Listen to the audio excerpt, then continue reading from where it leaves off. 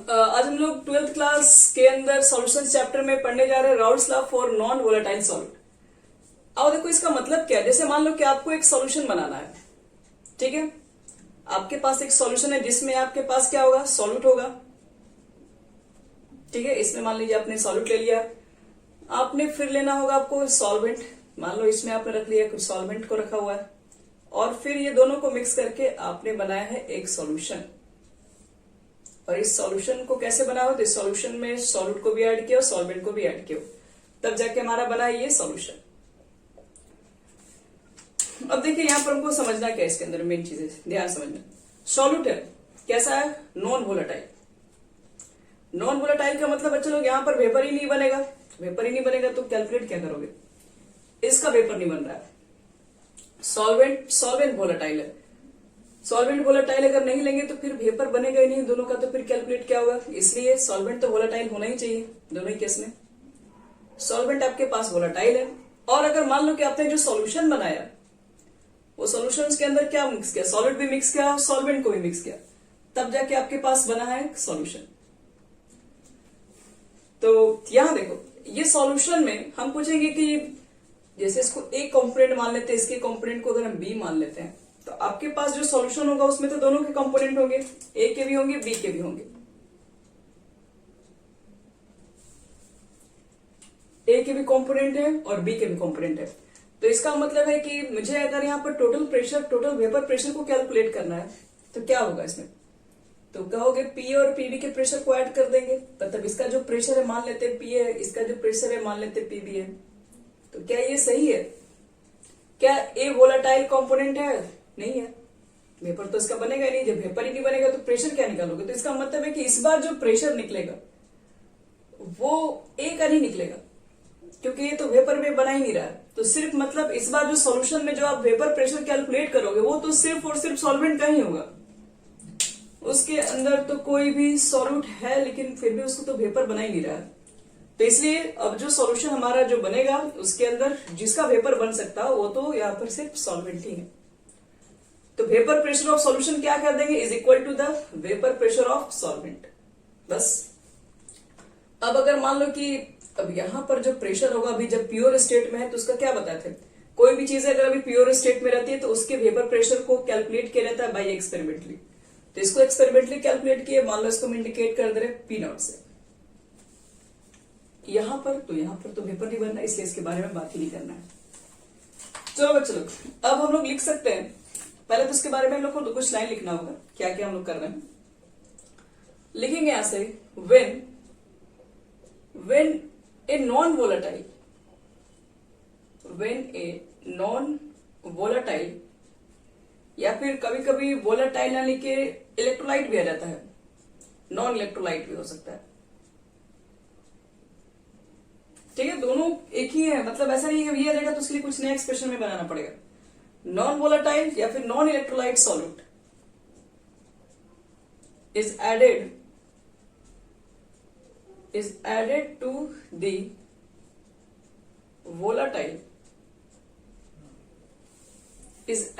to the volatile solvent, then vapor pressure is only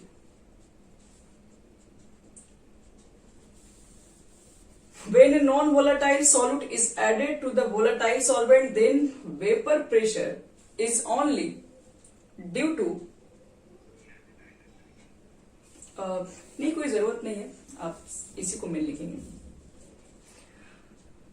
vapour pressure is only due to the vapour pressure of volatile solvent, vapour pressure of volatile solvent.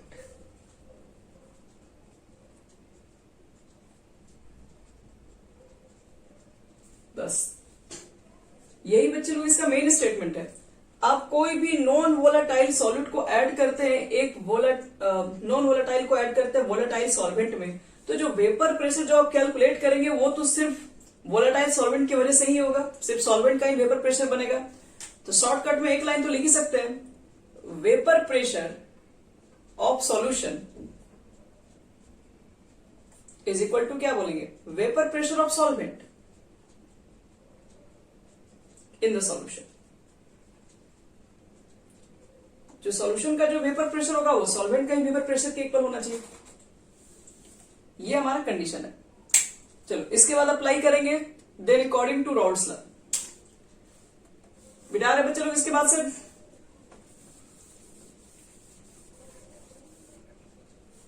Okay.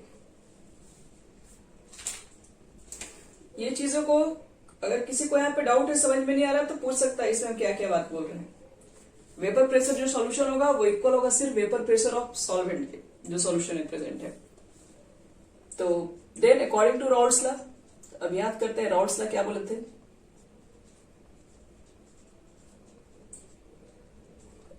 हाँ बोलिए। Electrolyte. Okay then according to देखो Raoult's law. Raoult's law का पहले याद करते हैं definition. Rawls law में क्या बोले थे, तो रॉल्स लॉ तो हमने यही बोले थे कि अगर मान लो कि आपके पास वेपर प्रेशर, आप चाहें तो इनकी डेफिनेशन पीछे वाला भी ऐड कर सकते हो क्योंकि इनका यूज दोबारा हो रहा है। तो वही चीजें फिर से वापस रॉल्स लॉ का डेफिनेशन लिखने के बाद भी आप काम कर सकते हैं। हम डायरेक्ट कर रहे हैं vapour pressure of solvent in the solution. Rawls law क्या बोले थे, एक बार हम थोड़ा सा आपको रिवाइज कर दे रहे हैं पर। जैसे आपको कल हम बताए थे कि अगर एक सॉल्यूशन है और उसमें दो कंपोनेंट है ए एंड बी, तो रॉल्स लॉ ने यह बताया था कि जो पार्शियल प्रेशर जो ए होगा, यानी जो वेपर प्रेशर जो ए होगा वो इक्वल टू होगा mole fraction and multiplied by vapour pressure in pure state. यही पढ़े थे हम लोग। तो यहीं पर एक चीज को हम लिखने जा रहे हैं। रॉल्स लॉ क्या बोले थे, तो मेरे पास तो जो वेपर प्रेशर बन रहा है वो तो सिर्फ सॉल्वेंट की वजह से, तो vapour pressure of solvent in the solution, और सॉल्वेंट को अगर आप बी माने हैं तो मोल फ्रैक्शन बी लिखोगे और इनटू मल्टीप्लाई कर दोगे पार्शियल प्रेशर के साथ और in the sorry partially vapour pressure in the pure state. तो यहां पर क्या लिख सकते हैं, vapour pressure of solvent in the solution को लिख सकते हैं कि नहीं। पहले तो मोल फ्रैक्शन पहले लिख देना, मोल fraction of solvent in the solution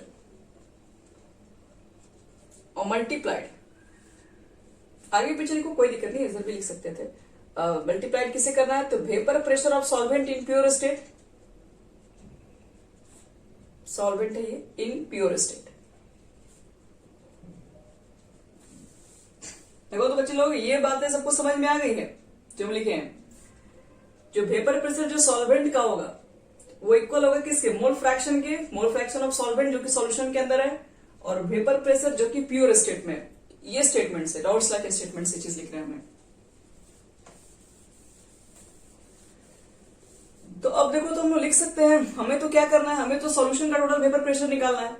तो vapour pressure of solution is equal to क्या लिख सकते हो, वेपर प्रेशर ऑफ सॉल्यूशन, वो तो किसके इक्वल था, vapour pressure of solvent in the solution, और वेपर प्रेशर सॉल्वेंट का वैल्यू इतना है, यानी vapour pressure of solution is equal to आप लिख सकते हैं वही फिर से वेपर लिख दो, vapour pressure of solvent in the pure state,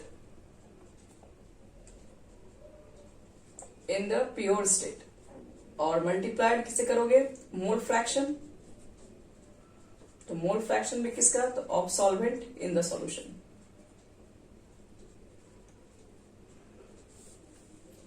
और इसके लिए अगर हम लिखेंगे कोई शॉर्टकट फॉर्मूला वगैरह तो इतना थोड़ा लिखेंगे। तो वेपर प्रेशर सॉल्यूशन को हम पीएस से इंडिकेट कर दे रहे हैं। वेपर प्रेशर प्योर सॉल्वेंट सबको मालूम है पी नोट से इंडिकेट किया जाता है। अब यहाँ पर ए और बी क्या लिखे, तो ये चीजें क्या लिखा जाए, किसी को भी मान सकते हो, इसलिए यहाँ पर कुछ नहीं लिख रहे हैं। और यहाँ पर मोल फ्रैक्शन किसका है बच्चे लोग, तो ये मोल फ्रैक्शन सॉल्वेंट का है। तो ये हमारा हो गया फॉर्मूला। ये फॉर्मूला कब बनेगा, ये फॉर्मूला तब बनेगा जब आपके पास रॉल्स लॉ कैलकुलेट करना होगा फॉर नॉन वोलेटाइल सॉल्ट के लिए तब लिखते हैं।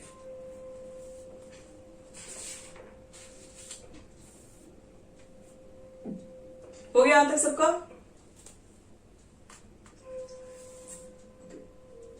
दोनों एक्सप्रेशन ध्यान रखिएगा, वहां पर जो उन्होंने वेपर प्रेशर कैलकुलेट किए थे वहां पे दोनों कंपोनेंट को ऐड करके निकाले थे, और यहां पर जो आपके पास नॉन वोलेटाइल है, यहां पर जो वेपर प्रेशर कैलकुलेट कर रहे हैं, तो यहां पर तो नॉन वोलेटाइल है, तो सिर्फ जो वेपर होगा वो सॉल्वेंट का होगा, इसलिए सिर्फ पीएस की वैल्यू सॉल्वेंट वाले के वेपर प्रेशर के इक्वल हो जाएगी।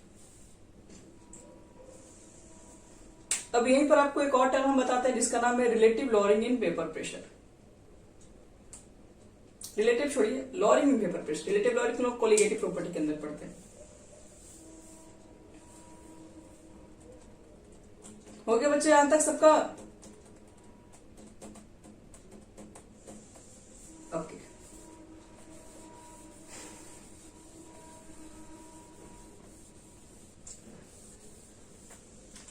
इसी में टॉपिक आता है, ठीक है। इस टॉपिक हम आगे भी यूज करेंगे, लेकिन अभी से पढ़ोगे तो फिर बाद में यूज होगा तो और अच्छे से समझ में आएगा। यहाँ पर एक नया टॉपिक होता है, इसको लोग बोलते हैं lowering in vapour pressure. Lowering in, देखो वेपर प्रेशर का मतलब क्या होता है पहले यहाँ लिख सकते हो, लॉरिंग इन, इसी के बारे में बताएंगे और यही से एक एक्सप्रेशन निकालेंगे जिसपे न्यूमेरिकल्स बहुत ही तरीके से बन जाएगा। Lowering in vapour pressure, lowering का मतलब क्या लग रहा है? कम होना ही होता है, और क्या होगा? तो लिखो तो vapour pressure of a pure solvent, of a pure solvent, vapour pressure of pure solvent decreases. कहता है कि आपके पास प्योर सॉल्वेंट का जो वेपर प्रेशर है वो डिक्रीज कर जाता है। कब? On adding a non volatile, on adding a non volatile solute to it, or this decrease in vapor pressure, this decrease in vapor pressure is called lowering in vapor pressure। चलो इस बात को हम समझते हैं, क्या लिखे हम लोग। लॉरिंग इन वेपर प्रेशर का देखो मतलब क्या होता है। जैसे मान लो कि आपके पास अभी सिर्फ और सिर्फ सॉल्वेंट है, और वैसा सॉल्वेंट जो कि वोलेटाइल है, मतलब इसका वेपर बन रहा हो। मान लो लिक्विड है, वाटर है, तो वाटर तो वोलेटाइल है, वो तो अपने आप वेपर बनाते रहता है, वेपर में कन्वर्ट होते रहता है। तो ये आपके पास मान लीजिए कि वोलेटाइल सॉल्वेंट है इसके अंदर। अब बात को समझो इसमें, तो इसमें जो वेपर प्रेशर होगा पहले मान लेते हैं पी नॉट, क्योंकि अभी प्योर स्टेट में अभी सिर्फ वाटर है, इसमें और कुछ है नहीं। सपोज अगर इसके अंदर वाटर है तो यहां पर जो वेपर प्रेशर जो आएगा उसको एक्सपेरिमेंटली कैलकुलेट करेंगे। मान लो कि वो पी नॉट आ चुका है, ठीक है। अब अगर मान लो कि हम इसमें ऐड कर दिए, क्या ऐड करेंगे? अगर हम इसमें कोई नॉन वोलेटाइल सॉल्यूट को ऐड करने जा रहे हैं, नॉन वोलेटाइल का मतलब वो वेपर नहीं बनेगा। तो अब नॉन वोलेटाइल को अगर ऐड कीजिएगा सॉल्यूट को, तो ऐड करने के बाद तो बन गया सॉल्यूशन। लेकिन एक चीज बताइए, क्या ऐड करने पर आपको क्या लगता है कि वेपर प्रेशर जो पहले था वाटर का, क्या वही रहेगा या कुछ कम होगा या फिर कुछ बढ़ जाएगा? अभी सिर्फ वाटर था, आपने क्या कर दिया, मान लो इसके अंदर 1 चम्मच NaCl डालो। NaCl तो वेपर में ही बनता ना, क्योंकि NaCl अगर यहाँ पे बोर्ड पे गिर गया तो वो रहेगा 10 दिन के बाद भी आओगे तो वो वेपर बन के उड़ नहीं जाएगा। तो इसका मतलब है मैंने इसके अंदर अगर 1 चम्मच अगर NaCl मिला दिया, तो क्या लगता है कि आपके पास वेपर पहले जो वेपर प्रेशर बनता था, क्या वो ऐड करने के बावजूद भी वेपर प्रेशर सेम बनेगा या कम हो जाएगा या बढ़ जाएगा? तो देखो बच्चे लोग, सबको ये बात मालूम है, पहले यहाँ पे सिर्फ वाटर था और कुछ नहीं था। लेकिन जैसे ही आपने इसके अंदर ऐड कर दिया NaCl, तो क्या करेगा NaCl? NaCl कुछ वाटर को जगह पर जाके बैठ जाएगा, कुछ NaCl यहां पर आ जाएगा, क्योंकि NaCl भी तो हर जगह डिस्ट्रीब्यूट होता है कि नहीं। तो कुछ पॉइंट पर क्या होगा, आपके पास NaCl भी आ जाएंगे। सिर्फ वाटर भी है, वाटर भी है, NaCl भी है। तो पहले ये जो आपको एरिया दिख रहा था, ये एरिया सिर्फ और सिर्फ वाटर इसके अंदर वेपर में कन्वर्ट होता था, इसलिए वेपर प्रेशर पी नॉट आया था। लेकिन अब इसी सरफेस एरिया में कुछ तो वाटर मॉलिक्यूल्स दिख रहे हैं, लेकिन कुछ NaCl के भी तो पार्टिकल्स होंगे जो कि वेपर में तो नहीं जाएंगे। लेकिन नहीं जाएंगे ठीक है, लेकिन बाकी का एरिया तो कम कर दिएंगे नहीं वेपर बनने के लिए। तो वेपर अगर कम बनेगा पहले के कंपेयर में, तो प्रेशर भी क्या रहेगा, कम आएगा। अब मान लो यहाँ पर आपके पास NaCl इकट्ठे हैं, वाटर मॉलिक्यूल इसके नीचे है, तो ये भी जल्दी वेपर नहीं बन पाएंगे, इनको निकलने के लिए सरफेस पे पहुंचना पड़ेगा, सरफेस को खाली भी होना चाहिए। तो यही चीजें बात है कि अब यहाँ पर आप जो चेक करेंगे वेपर प्रेशर, वो नॉन वोलेटाइल ऐड करने के बाद वो क्या होते हैं, वो कम हो जाते हैं। और ये जो कम हो जाना जो प्रोसेस है, इसी का नाम है lowering in vapour pressure. Lowering का मतलब होता है ना घट जाना, कम हो जाना, यानी कि vapour pressure of pure solvent decrease कर जाता है। वेपर प्रेशर जो प्योर सॉल्वेंट मतलब सिर्फ वाटर था, वो डिक्रीज कर गया। कब डिक्रीज कर गया, जब आप इसमें ऐड कर दिए कोई नॉन वोलेटाइल सॉल्वेंट को ऐड कर दिए, और इस डिक्रीज किए हुए जो प्रेशर होते हैं उसको लोग बोलते हैं लॉरिंग इन वेपर प्रेशर। तो मान लो पहले वाटर था तो उसका वेपर प्रेशर को P0 से इंडिकेट कर रहे हैं। अब जो वाटर का जो वेपर अब जो सॉल्यूशन का जो वेपर प्रेशर आया ऐड करने के बाद, उसके वेपर प्रेशर को हम PS से इंडिकेट कर रहे हैं। तो कौन ग्रेटर है, P0 ग्रेटर है कि PS ग्रेटर है? देखो बच्चे लोग, कौन सा ग्रेटर लग रहा है? PS ग्रेटर है, सही में। P0 या PS का मतलब है कि आप सॉल्यूशन के ऊपर बात कर रहे हैं। सॉल्यूशन बनने के बाद उतना ही वेपर होगा, ऐड करने के बावजूद भी कम हो जाएगी। ग्रेटर बात कीजिए, सॉल्यूशन में जब आप ऐड कर दिए, मतलब इसके अंदर जब नॉन वोलेटाइल ऐड कर दोगे, तो एक सरफेस पे जहां पर 10 वाटर मॉलिक्यूल पहले थे, वेपर बनते थे, अब वहां पर मान लो 7 होंगे, 6 होंगे, बाकी NaCl के भी तो पार्टिकल्स होंगे, तो NaCl तो खुद तो वेपर बनेगा नहीं, तो बस बाकी मॉलिक्यूल सिर्फ वेपर बनेंगे, तो पहले से कम हो गए सोल्यूशन में डालने के बाद। तो इसका मतलब है कि नॉन वोलेटाइल ऐड करने पर वेपर प्रेशर जो होते हैं वो कम हो जाते हैं, मतलब सॉल्यूशन के वेपर प्रेशर कम हो जाएंगे। मतलब PS यहाँ पर कम है और P0 यानी पहले वेपर प्रेशर ज्यादा था, कितना कम हो गया, तो P0 माइनस PS निकाल देंगे, पहले कितना था कितना कम हो गया, दोनों का डिफरेंस कितना है, जितना बच्चे लोग इसका डिफरेंस होता है इसी को बोलते हैं लॉरिंग इन वेपर प्रेशर, याद रखिएगा, लॉरिंग इन वेपर प्रेशर। अगर किसी को बच्चे यहाँ पे डाउट होगा तो पूछ सकते हो, इसमें यहाँ पे लिख देना P0 इज इक्वल टू क्या होता है, तो vapour pressure of pure solvent, और PS क्या होता है, तो वेपर प्रेशर ऑफ सॉल्यूशन, यहां लिख देना।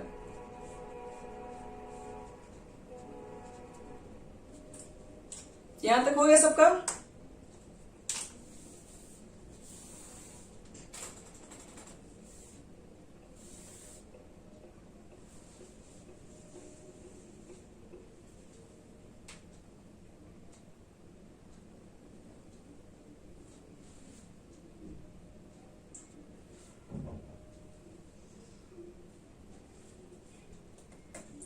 हो गया बच्चे लोग, जल्दी जल्दी करो यहाँ प्रॉपर हम लोग को, ठीक है।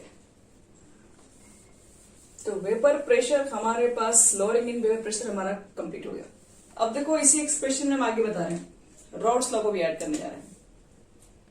फ्रॉम रॉड्स लॉ, अगर रॉड्स लॉ को देखोगे तो रॉड्स लॉ का एक्सप्रेशन क्या था, उन्होंने बताया था PS, क्योंकि आपने नॉन वोलेटाइल ऐड किया है तो वेपर प्रेशर जो सॉल्यूशन होगा वो किसके इक्वल होगा, तो वो vapour pressure of solvent in pure state और इनटू मोल फ्रैक्शन किसका, तो वो भी सॉल्वेंट का, इसी के इक्वल होगा, ठीक है।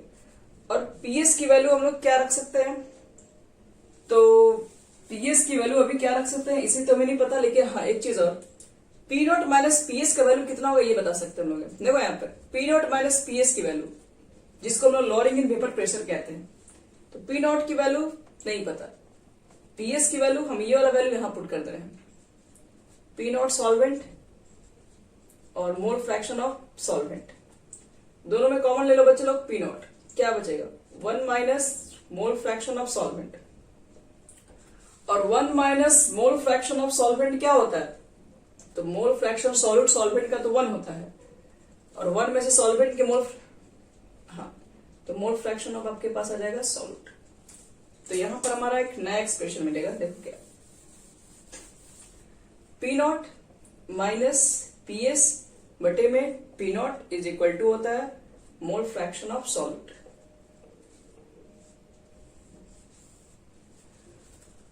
और हम लोग इस एक्सप्रेशन से एक बात और बोल सकते हैं, जो P0 माइनस PS बटे में P0 होता है, इसको बोलते हैं is called relative lowering in vapour pressure, याद रखिएगा। इसके बारे में हम लोग को पढ़ना होता है कॉलिगेटिव प्रॉपर्टी में। एक बार ही फिर से एक्सप्रेशन आएगा, relative lowering in vapour pressure. चलो ये चीजें आपको यहां तक पहले लिख लो सब लोग। इसके बाद हम एक एक्सप्रेशन और निकालेंगे। एक्सप्रेशन निकालने के बाद फिर इसके ऊपर न्यूमेरिकल्स भी करेंगे।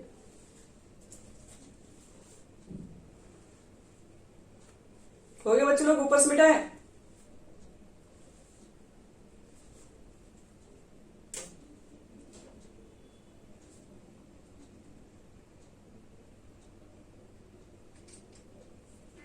हाँ बोलो।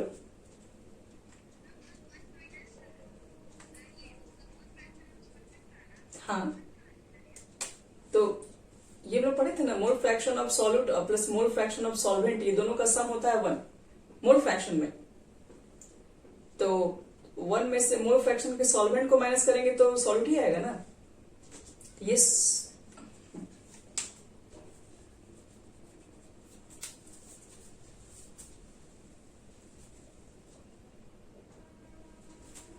चलो इसके बाद देखो क्या, इसको मैं अगर इक्वेशन फर्स्ट मान लू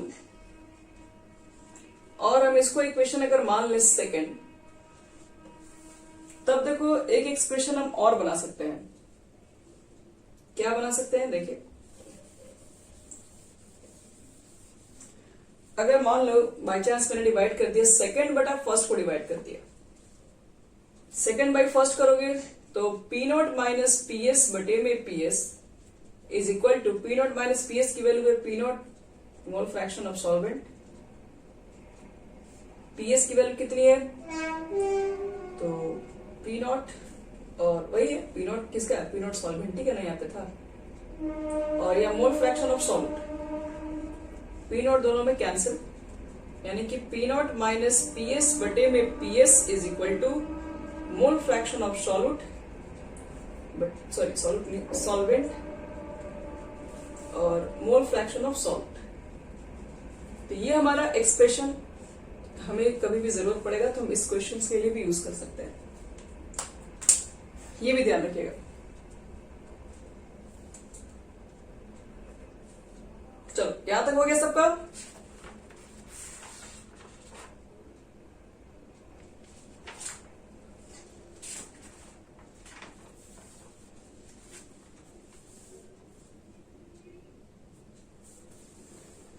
चलो बच्चे लोग, अब हम लोग का नेक्स्ट एक्सप्रेशन देखो, ये तो हमारा हो गया कंप्लीट।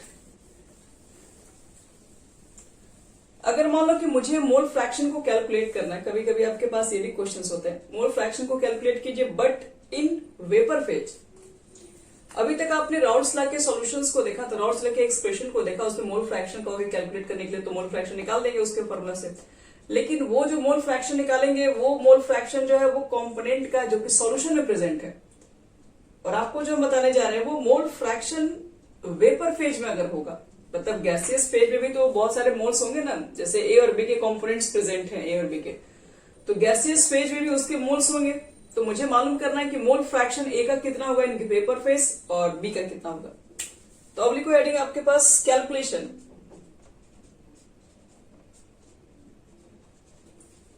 कैलकुलेशन करने जा रहे हैं किसका, तो द मोल फ्रैक्शन, कैलकुलेट लिख सकते हो, calculate the mole fraction in vapour phase. Vapour phase में कंपोनेंट्स का आपके पास क्या है मोल फ्रैक्शन, उसे कैसे पता करें हम, तो आइए चेक करते हैं। जैसे सपोज कीजिए आपके पास एक कंटेनर है, आपने एक सॉल्यूशन को प्रिपेयर करके रखा हुआ है। अब इसके अंदर क्या होगा, ये लिक्विड फेज में आपने ए और बी दो कंपोनेंट को यूज किया है, सपोज ए है इसके अंदर और एक बी भी है, ये तो लिक्विड में है। लिक्विड के अंदर मोल फ्रैक्शन, जो कि राउल्ट्स लॉ तो ऑलरेडी हमें बता चुके हैं कैसे कैलकुलेट, मतलब वो तो फॉर्मूला दिए थे उसके लिए। और ये जो ए एंड बी मान ले रहे हैं, ये इसका वेपर फेज में, और मुझे वही मालूम करना है कि मोल फ्रैक्शन कितना होगा। तो देखो पहले मैं यहाँ पे कुछ मान लेते हैं, क्योंकि दोनों ए बी लग रहा है कॉमन ही है। फिर देखो एक्स को रिप्रेजेंट कर दे रहे हैं, लेट यहां लिख दीजिएगा, एक्स इज इक्वल टू, मान लो ये आपके पास है मोल फ्रैक्शन ऑफ ए का मोल फ्रैक्शन है लेकिन in liquid solution, in liquid solution, और एक्स बी, इसको लिख दो मोल fraction of be in liquid solution. और ये जो वेपर फेज में दिख रहा है इसको वाई ए मान लेते हैं। Suppose Y A is equal to क्या लिख दे रहे हैं, ये मोल फ्रैक्शन है, लेकिन ये जो हमारा मोल फ्रैक्शन है ऑफ ए है, लेकिन ए इन वेपर फेज, हम यहां लिख दे रहे हैं वेपर फेज, नहीं तो हम लोग समझ लेंगे वेपर प्रेशर। और वाई बी जो आपके पास है वो मोल fraction of be in vapour phase.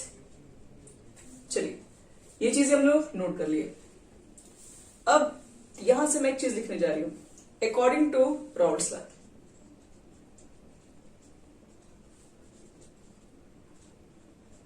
अगर रॉड्स लॉ को देखा जाए तो देखो रॉड्स लॉ ने हमें क्या बताया है, रॉड्स लॉ ने हमें बताया था कि जो पीए होगा, मतलब वेपर प्रेशर जो ए होता है वो इक्वल होता है पी नॉट ए एक्स ए के इक्वल होगा। चलिए हमें पता है। और जो पीबी होगा वो P nought B X B के होगा, ये भी हमें पता है। एक्स से क्या है, एक्स बी क्या है, सबको मालूम है। एक्स से जो आपके पास होगा वो मोल फ्रैक्शन होगा लिक्विड फेज में, और mole fraction of be in liquid phase में। अब चलो इसके जस्ट बाद अब हम लोग डॉल्टन्स लॉ को अप्लाई करेंगे। तो ऊपर से मिटा रहे बच्चे लोग। अगर आपको याद है 11th क्लासेस में डॉल्टन्स लॉ के बारे में, डॉल्टन्स लॉ ने भी अपना कुछ स्टेटमेंट दिया था। According to Dalton's law of partial pressure, Dalton's law of partial pressure. चलो डॉल्टन्स लॉ ने क्या बोला था कि जो पार्शियल प्रेशर जो होता है, जो आपके पास पार्शियल प्रेशर होगा, जिसका भी आप निकालें, ए का निकाले बी का निकाले, जिसका भी आप निकाल रहे हैं, तो जो पार्शियल प्रेशर होता है वो इज इक्वल टू होता है किसके, तो total pressure into mole fraction.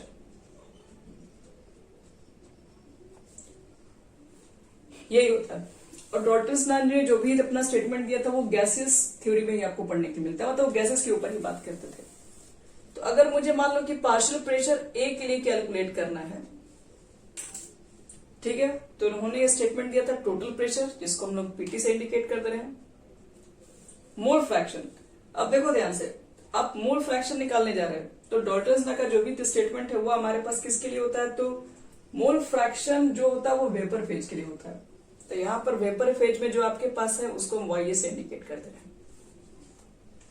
Dalton's law ने कहा था कि जो पार्शियल प्रेशर होता है वो इज इक्वल टू होता है किसके, मोल फ्रैक्शन और टोटल प्रेशर के प्रोडक्ट के। टोटल प्रेशर कितना है मुझे नहीं पता, उसको पीटी मान ले रहे हैं। और यहाँ पर वेपर फेज में जो मोल फ्रैक्शन जो प्रेजेंट है उसको हम वाई लिखते हैं, वाई तो लिखे लिखते हैं। इसी तरीके से पीबी कितना लिख सकते हैं, तो पीटी लिखोगे, वाई भी लिखोगे। अब देखो यहां पर आपको करना क्या, आपको मोल फ्रैक्शन को कैलकुलेट करना है। तो देखो मोल फ्रैक्शन को कैसे कैलकुलेट करेंगे, तो देखो यहां से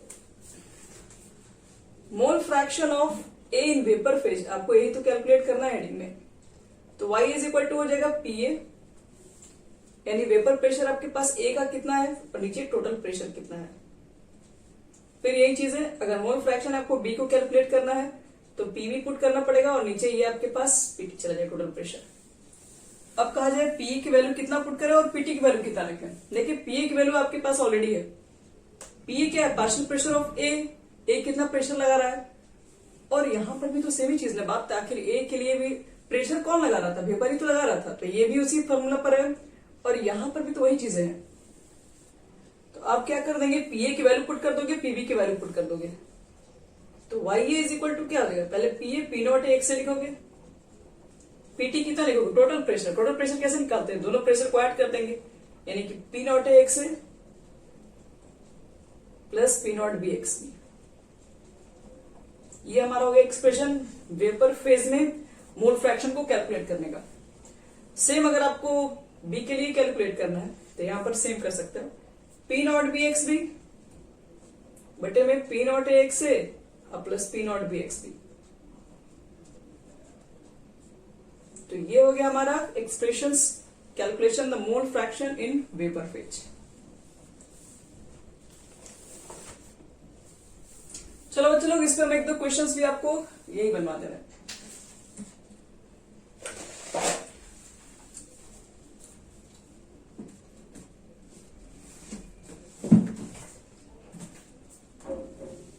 सब लोग नोट कर लिए होंगे, मिटा रहा हूं इसको।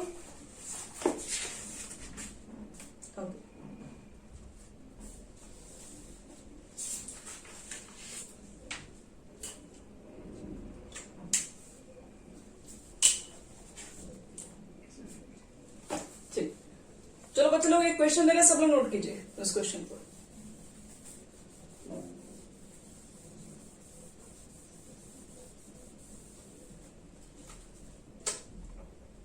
क्वेश्चन लिखो सब लोग, इसी के ऊपर बेस क्वेश्चन रहेगा जो दे रहे हैं। कह रहा the mole fraction of ethyl alcohol in solution, the mole fraction of ethyl alcohol in solution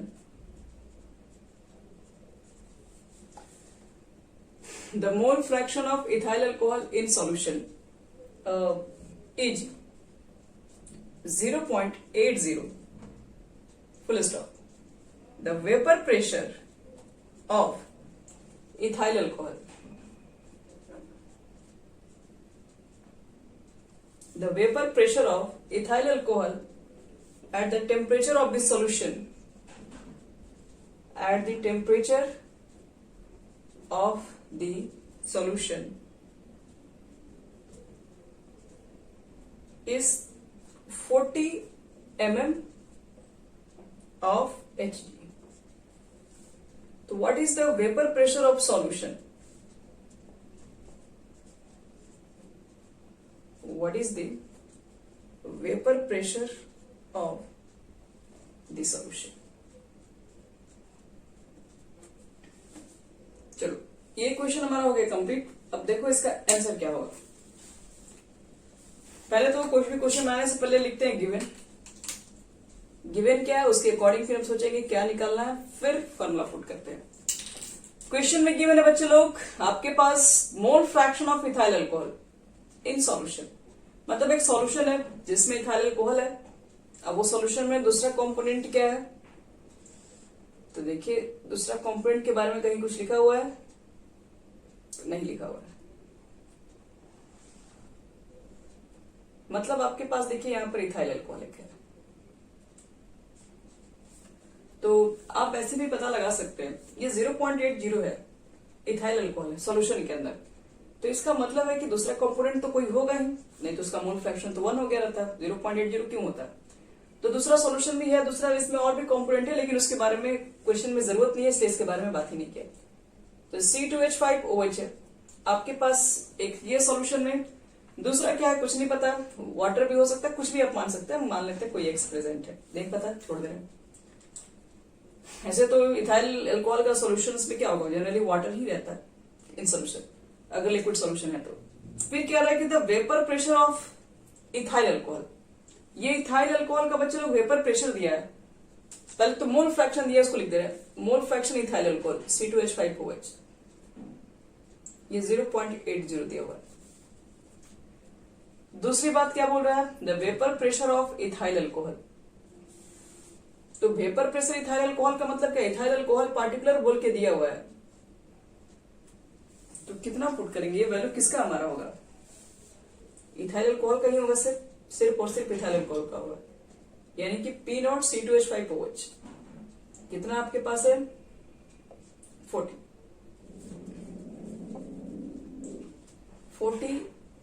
mmHg। तो आपसे पूछ रहा है what is the vapour pressure of solution.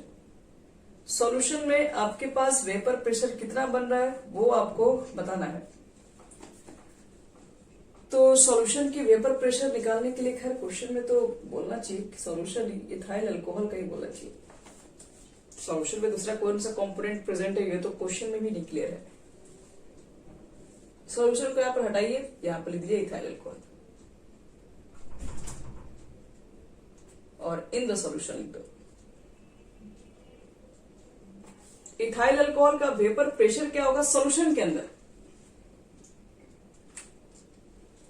चलो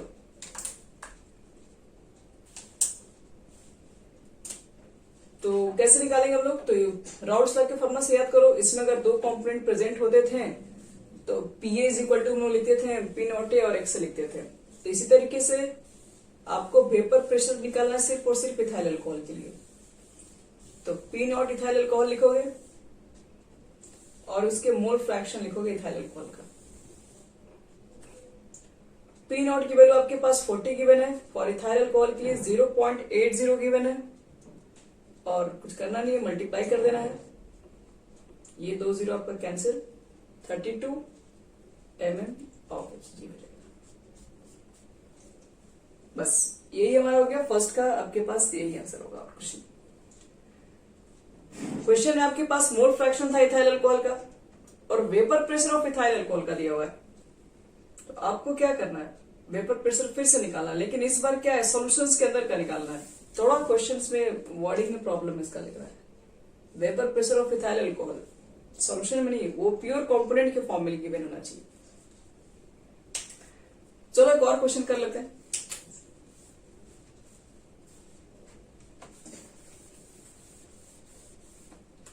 जैसे एक और क्वेश्चन अगर हम करें इसके अंदर तो हाँ, ये क्वेश्चन देखो, ये भी अच्छा क्वेश्चन है। आपके पास कह रहा है एक मेथनॉल है, मेथनॉल एंड एथेनॉल,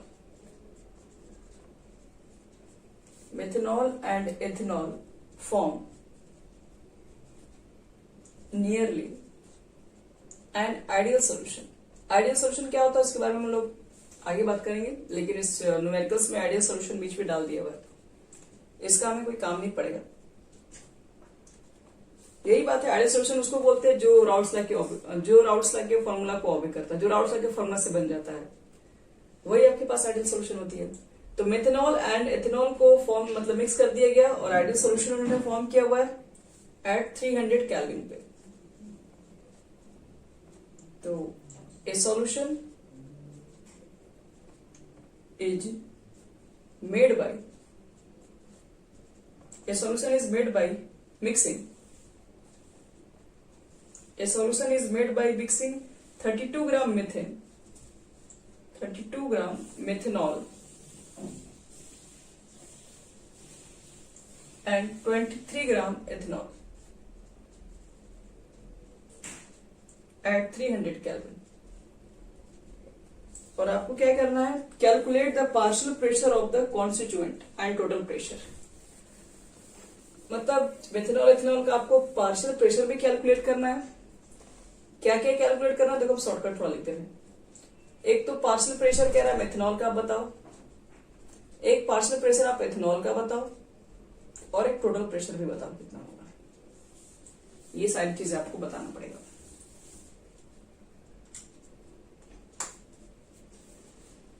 और क्वेश्चन में एक चीज और भी गिवन है, एट 300 केल्विन पर एक्सपेरिमेंट किया गया हुआ है। 300 केल्विन पर लिखा हुआ है जो पी नॉट मतलब जो सिर्फ मिथाइल अल्कोहल का जो है वो है 90 mmHg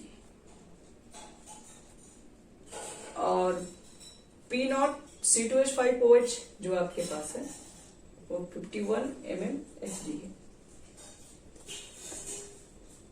तो मुझे निकालना है पार्शियल प्रेशर मिथाइल अल्कोहल्स कितना होगा। पार्शियल प्रेशर बोले तो vapour pressure of methyl alcohol, vapour pressure of methyl alcohols और टोटल प्रेशर कितना होगा। तो देखो हम एक बना रहे हैं, ठीक है, बाकी आप लोग घर से इसको आगे कंप्लीट करना। सॉल्यूशन आपको निकालना है मिथाइल अल्कोहल का वेपर प्रेशर। फॉर्मूला क्या होता है राउल्ट्स लॉ से, P not CH3OH mole fraction CH3OH। बच्चे यहाँ देखो पी नॉट CH3OH ये मिथाइल अल्कोहल का जो वेपर प्रेशर प्योर स्टेट में वैल्यू दिया हुआ है, हम यहाँ पुट कर सकते हैं, इसके जगह पर हम 90 पुट कर सकते हैं, ये तो हमारा गिवन है।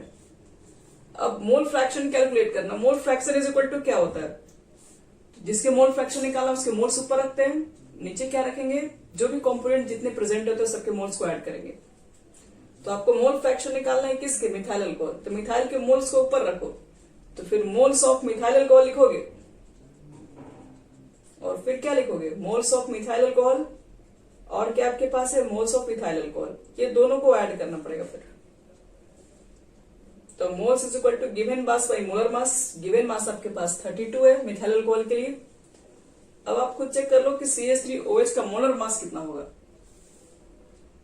कार्बन का 12, हाइड्रोजन का 3, ऑक्सीजन का 16, 1, 3 to 5, 5, 6, 12 1, 1, 2, 1, 3, 32, यानी कि 1 हो गया एक तरीके से कहा जाए।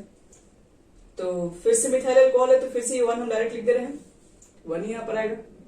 ये कितना, इथाइल अल्कोहल का कितना हो जाएगा, ये 23 आपके पास गिवन है। तो गिवन मास तो 23 है, मोलर मास कितना होगा, निकालो। C2H5OH, C2 यानी 24, H5 और 16 और 1, तो कितना हो गया 22, 46, यानी 23/46 कट के 1/2 हो जाएगा बच्चे लोग। अब इसको जो सॉल्व कर दोगे ना, जो आएगा ना, ये इसका आंसर हो जाएगा, यानी कि partial pressure of methyl alcohol का ये आंसर हो जाएगा। यहाँ पर आपका 1 हो गया, यहाँ पे 1/2 हो गया, सॉल्व कर लो, कितना आ जाएगा, लगभग 90 हो जाएगा। ऊपर 1 है, नीचे 1 + 1/2, तो एलसीएम लेके चलोगे तो कितना हो जाएगा, 2 और 1 3, 3/2 तो 2/3 हो जाएगा, ये हो जाएगा 90 यानी 30 यानी 60 आ जाएगा, 60 m, यानी कि आपके पास यहाँ जो प्रेशर आएगा उसको एम में लिख देंगे। तो हो गया हमारा कंप्लीट। ये मिथाइल अल्कोहल का मैंने कंप्लीट कर दिया। आपको निकालना होगा फिर इथाइल अल्कोहल का, सेम रहेगा, मोल फ्रैक्शन यहाँ पे बस चेंज होगा। तो उसके लिए क्या करना, 1 में से माइनस कर दो, तुरंत निकल जाएगा। 1 में से आप क्या कर दोगे, इसका जितना मोल फ्रैक्शन आएगा 1 में से निकाल के यहाँ पुट कर देंगे, और उसमें फिर मल्टीप्लाई कर देंगे 90 से, जो आएगा आपका मोल fraction of, sorry partial pressure, vapour pressure of ethyl alcohol हो जाएगा। अब फिर दोनों को ऐड कर दोगे तो टोटल प्रेशर कैलकुलेट हो जाएगा। तो इस टॉपिक में भी हमारे पास बहुत सारे क्वेश्चंस हैं, आपको हम सेंड करेंगे, आप लोग क्या करना, उसको ट्राई करना। हो गया सब लोग, यहाँ तक नोट कर लिए ना।